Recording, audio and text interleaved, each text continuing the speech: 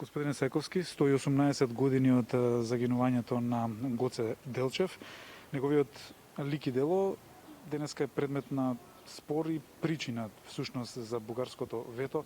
Како најголема опозицијска партија, како гледате на ова и во која насока го гледате, впрочем решение?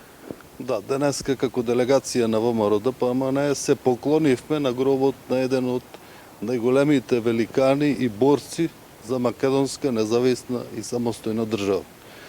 Се поклонивме пред човекот кој што беше визионер и човекот кој што уште во 19 и 20 век размислуваше за автономија и за самостојна македонска држава. Ние знаеме дека Гоце Делчев беше човекот со луѓето од револуционерната организација, Македонската револуционерна организација, кој во секој македонски дом направи револуционерно огниште. И од тогаш започна единството, од тогаш започна борбата и резултатите дури сега се видливи дека ние имавме самостојна и независна држава во овие изминати 30 години. Така. Во однос на прашањето со Бугарија и во однос на она Гоце, што од она што го имаме прочитано, што знаеме и анализираме во однос на Гоце Делчев, ние гледаме дека Гоце Делчев се борел за самостојна независна Македонија. Немам прочитано и видено дека нешто направил за бугарската држава. Бидејќи за некој да биде револуционер на некоја држава, треба да се борел и да загинал за таа држава. Гоце Делчев загинал за самостојна и автономна Македонија. Така, каде го гледате решението за однос на спорот со Бугарија? Во однос на спорот мислам дека треба да се вразумат властите во Бугарија.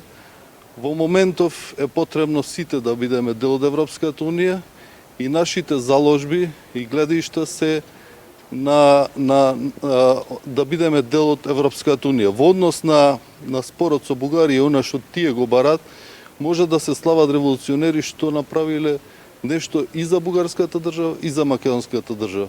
Меѓутоа Гоце Делчев, јас немам видено дека нешто направил за бугарската држава за да можат и тие да го слават.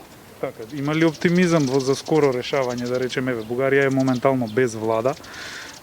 Може ли да дојде до скоро решавање на спорот без влада, а и потоа откако ќе се формира, гледаме таму дека ќе има избори, дека мислите ли дека може да дојде до решение?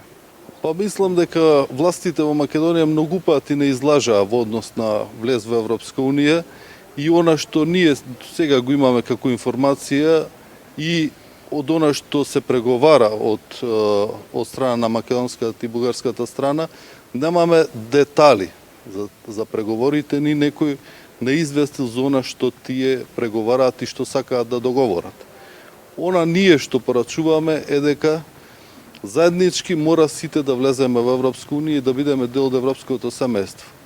И вразумување и од страна на Бугарија, меѓутоа и ангажман на македонските власти да бидеме дел од европското семејство, требат да ги подобриме и законите, меѓутоа и да направиме се што се однесува на регулатива, што се однесуваат на безбедност, што се однесуваат на криминал и корупција. На таков начин најбрзо може да стигнеме до европското семејство. Ви благодарам многу, господин.